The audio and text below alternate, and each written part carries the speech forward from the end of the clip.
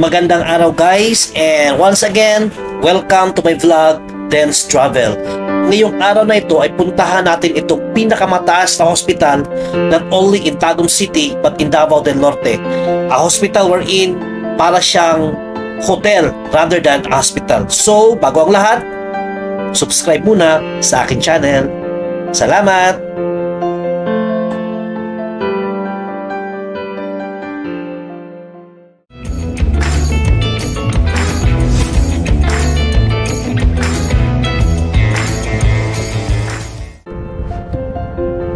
Itong hospital na to guys ay ang pinakamataas na hospital hindi lamang sa Tagum City but throughout Davao del Norte.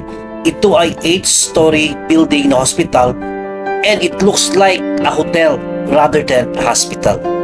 It's so nice.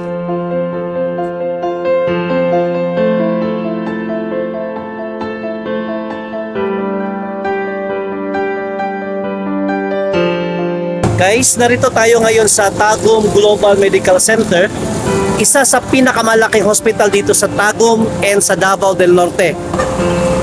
And nagtanong-tanong tayo sa loob kung kailan ito magbubukas. No tentative date, no definite date guys. Kasi natanungan ko yung mga worker lang at saka yung security guard. So guys, mag-ikot-ikot tayo at titingnan natin sa paligid. I-try natin na makapasok kung papasukin tayo. Come on, samahan niyo ako.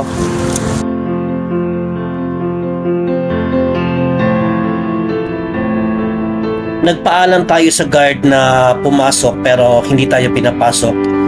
Magpapaalam pa daw sa administration. So, ang ginawa ko na lang nag-video na lang ako sa palibot ng hospital na ito. At hindi na ako ng welsa. Baka pagalitan pang security. So, ito na guys. Ikot-ikot na lang tayo sa labas.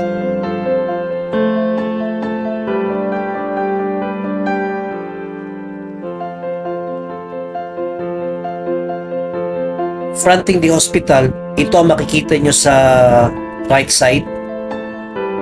And fronting din sa hospital, ito ang makikita nyo sa left side.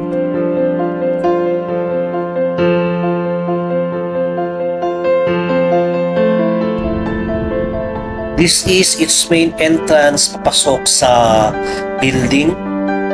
Andiyan ang emergency entrance guys.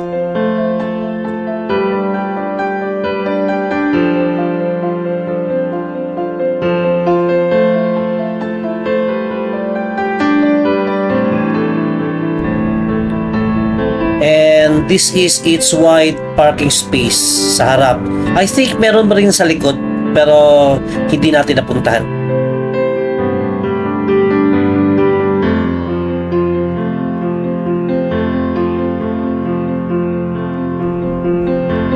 And this is kuya, kinakausap ko, pinipinturahan niya itong parking space.